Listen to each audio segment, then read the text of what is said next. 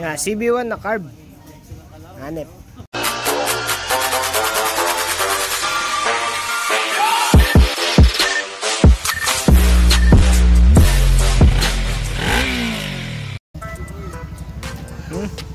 Ito, automatic issue. Automatic issue. Alright. Ito malambot. Papalitan ng o-ring.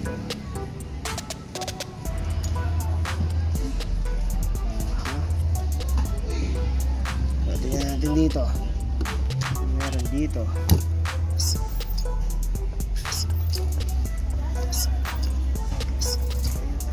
Parang yun lang eh. Nakalaan ano yun? Red and white ano? Screw. Screw sa yun. So dito. Alright. Ba, super issues ah. Pag ikaw nilunok niyan ba? Super issues ah. Issues.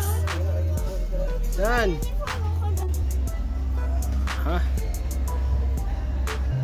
Tatanggal ko na yung mga o-rings, papalitan. Ano nga, maliliit na nga. Tsaka maliliit yata talaga to. Hindi siya yung tamang size. Meron ako nun yung tamang o-rings. Pakita ko mamaya. Jets walang size, generic siya. Pati yung main yata. Ay, main meron 92. Okay, 92 na hindi makita. Yun.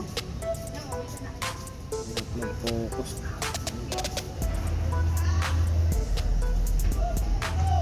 Malilinis na itong mga to. Pwede na-assemblein eh.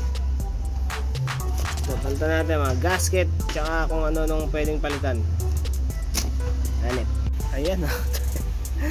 Totok sa araw yung pwesto ko ah. Ha? O ha? Linis na no? Hindi ako lang ng mga ano yan, may goma. Tapos ano pa ba ang gagawin dito? Ayun, mga goma na. Tapos pwede na i-assemble. Yan, yun yung sinasabi kong goma. Yan yung sample goma. Doon sa existing niya. Natabi ko dito sa existing niya.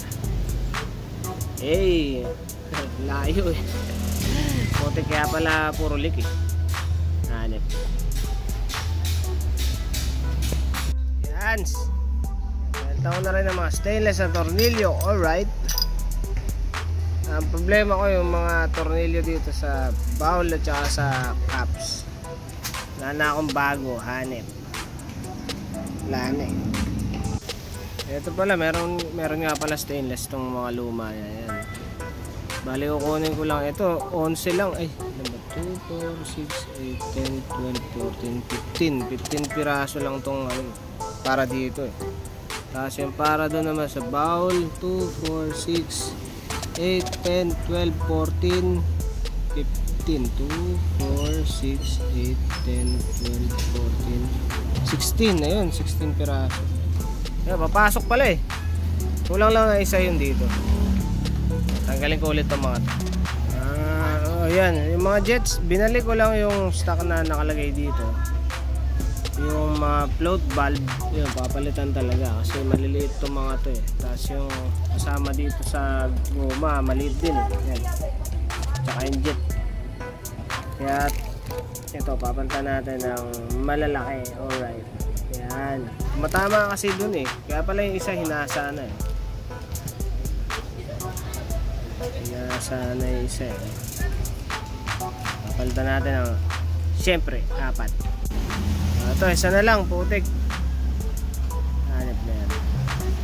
Ewan ko kung ano to eh. Hanap ako ng shafting para dyan. Tempo meron.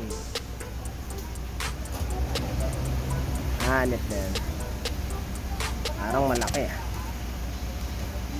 Tignan natin kung sakto to. Mga nabusalsal lang. Sakto nga. Yan. Yan, bagong mga gasket. Alright.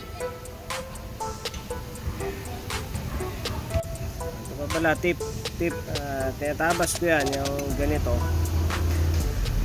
Kasi pagka naibali-baliktad mo, ano, hassle tong ganyan. Yan, hindi may kabit yung, hindi maluwagan maigi yung fuel screw. Natanggal ko yan. Pagka ito lang tatanggal natin. Yan, libre, alright. Yan na, all finished. Pwede nang ibalik sa may-ari. Putik.